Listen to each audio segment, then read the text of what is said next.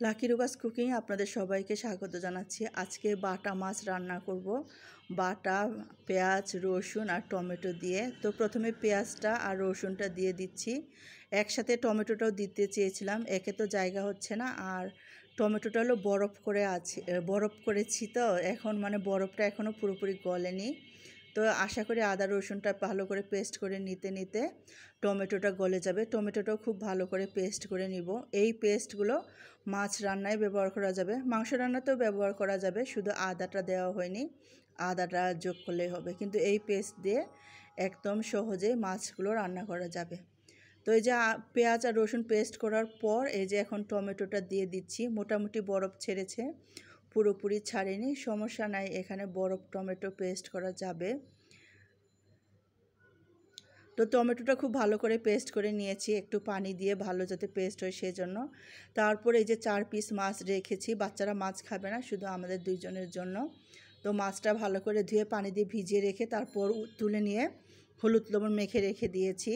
চুলায় কড়াই বসিয়ে দিয়েছি। আর বাচ্চারা যেহেতু মাছ খাবে না, একটু কাটা বেশি এই মাছে ওদের মনে করে, তো এই জন্য ওদের জন্য 2টা ডিম এরকম সিদ্ধ করে হলুদ লবণ দিয়ে মেখে ভেজে নিচ্ছি। এটা এখন তুলে রাখবো, ভাজা হয়ে গেলে তারপর এই তেলেই আমি রান্না করব বাকি রান্নাটা। এখন আমি এখানে মাছ দিয়ে দিব। মাছটা আমি হলুদ লবণ মেখে রেখে দিয়েছি, একটু কড়া করে মাছটা ভাজবো। এই মাছটা অনেক ফ্রেশ ছিল, খুব বেশি না ভাজলেও চলতো, কিন্তু সবাই একটু যারা খাবে একটু ভাজি করে খেতে চাচ্ছে, তো বেশ কড়াকড়ি করে মাছটা ভেজে নিয়েছি। নিচের দিকে একটু লেগে গেছে, এখন মাছটা তুলে রেখে দিব। মাছটা তুলে নিয়ে এর মধ্যে আমি দিয়ে দিব পেঁয়াজ কুচি। পেঁয়াজটা আমি কুচি করতে গিয়ে কি করেছি, ব্লেন্ড করেছি, তো বেশি কুচি হয়ে গেছে। ওই ব্লেন্ডারটা কিন্তু কুচি করার জন্যই, আর বেশি সময় নিয়ে করলে ওটা পেস্ট হয়ে যায়। তো পেঁয়াজটা অনেক বেশি কুচি। আর এখন একটু তেল দিয়ে দিব আগে, পেঁয়াজটা দেওয়ার আগে, কারণ তেলটা একটু কমে গেছে মাছ ভাজতে ভাজতে। কড়া করে মাছ ভাজছি, তো তাই একটু তেলটা বেশি চলে গেছে মাছ ভাজাতে। তো এই যে পেঁয়াজ কুচি খুব তাড়াতাড়ি ভাজা হয়ে যাবে। এরপর এখানে আমি যে আদা আর বারবার আদা বলি, রসুন আর পেঁয়াজ যে পেস্ট করে রেখেছি, সেই রসুন আর পেঁয়াজের পেস্টটা দিয়ে দিব। আর টমেটোটাও আমার পেস্ট করা হয়ে গেছে, টমেটো পেস্টটাও দিয়ে দিব। তো এখানে প্রথমে পেঁয়াজ আর রসুনের পেস্টটা 1.5 টেবিল চামচের মতো দিয়ে দিলাম।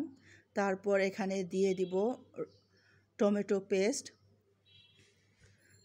এখানে আমি 2.5 টেবিল চামচের মতো টমেটো পেস্ট দিয়েছি। এই টমেটো বাটা, তারপরে পেঁয়াজ রসুনের বাটা দিয়ে বাটা মাছের রান্নাটা কিন্তু অনেক মজা হয়েছিল। এখন এখানে আমি গুঁড়ো মশলাগুলো দিয়ে দিচ্ছি। জিরে গুঁড়া 1 চা চামচ, ধনে গুঁড়া 1 চা চামচ, মরিচের গুঁড়া 1 চা চামচ, হলুদ গুঁড়ো আধা চা চামচের একটু বেশি হবে, ধনে গুঁড়ো আবার একটু দিয়ে দিয়েছি। তো খুব ভালো করে এটা কষিয়ে নিব, যাতে টমেটো রসুন পেঁয়াজের কাঁচা গন্ধটা একদম চলে যায়, মশলাটাও খুব ভালো কষানো হয়। আমি যে মাছটা হলুদ লবণ মেখে রেখেছিলাম, সেই পানি ছিল সেখানে, হলুদ লবণের পানি, সেটা দিয়ে দিলাম। এই মাছ মাখাতে যেহেতু হলুদ লবণ আছে, তাই এখানে লবণটা কম দিয়ে দিব। আর আমি যে টমেটো পেস্ট করেছি, সেই টমেটো পেস্টটা লেগেছিল, সেটাও পানি মিশিয়ে এখানে দিয়ে দিলাম। তো এটা এখন ভালো মতো কষিয়ে নিব। এই যে দেখেছেন তেলটা একদম উপরে উঠে আসছে, অনেক সুন্দর একটা গন্ধ চলে আসছে। আর তো লবণ একটু লাগবে মনে হলো, 1 চামচের মতো লবণটা দিয়ে দিলাম। তো এখন আমি এখানে ফুটানো পানি, খাবার পানি দিয়ে দিব।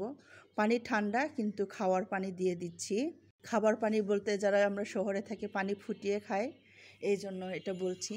তো এই যে পানি দেওয়ার সাথে সাথে কিন্তু আমি মাছটা দিয়ে দিলাম। আর আমি কাঁচামরিচ ফালি করে রেখেছি, কাঁচামরিচটা দিয়ে দিব। এটা কিন্তু আর বেশি সময় লাগবে না, 1-2 বার বলক আসলে এটা কিন্তু নামিয়ে নেওয়া যাবে, কারণ মশলাটা খুব ভালো কষানো হয়েছে, মাছটাও ভাজা হয়েছে, আর পানিটাও ফুটানো পানি, বলক আসলে কয়েকবার, তারপর এটাকে নামিয়ে নেব। তো রান্নাটা খেতে মজা হয়েছিল। নামানোর ঠিক আগ মুহূর্তে ডিম 2টা দিয়ে দিয়েছি।